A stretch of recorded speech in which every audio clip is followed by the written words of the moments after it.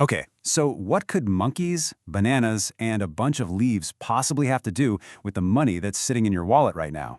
Well, it might sound a little weird, but stick with me, because this simple story is going to unpack one of the most powerful and most destructive forces in all of economics: hyperinflation. But let's start with a question for you. Just imagine for a second. What if your government could just print up as much cash as it wanted? No more taxes, they could spend on anything. I mean, on the surface, it sounds amazing, right? But as we're about to see, this seemingly simple idea can lead to some seriously wild consequences. All right, let's set the scene. Welcome to the monkey market. Life here is, pretty good. It's simple, it's predictable. The economy is humming along nicely, business is steady, and everybody knows exactly how things work. And the rules of this little market couldn't be clearer. The money they use? Leaves. The main thing everyone wants to buy? Bananas. And the price is set in stone. Everyone gets it.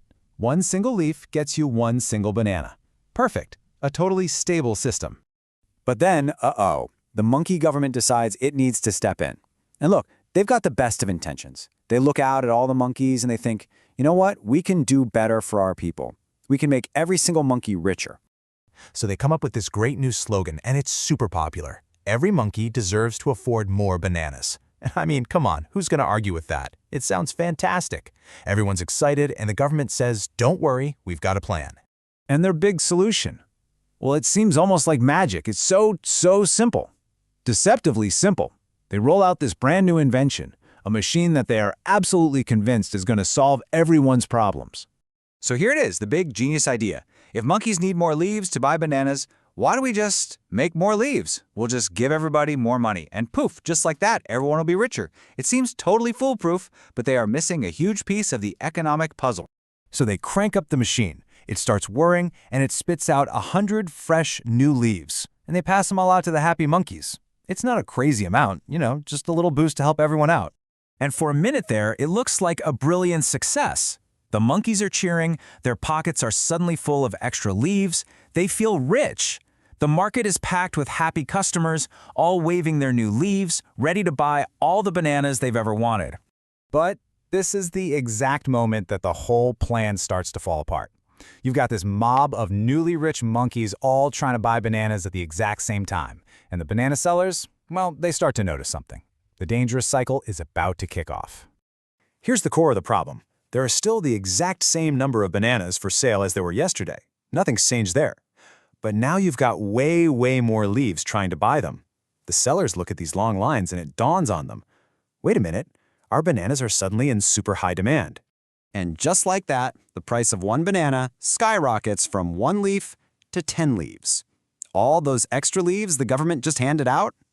Poof, they're basically worthless now. The monkeys are no better off than they were before. They're right back at square one. So the government sees this. What do? Do they say, oops, our bad, and turn off the machine? Of course not. They decide the problem wasn't the plan itself. No. The problem was that they didn't go big enough. So their solution, print even more leaves.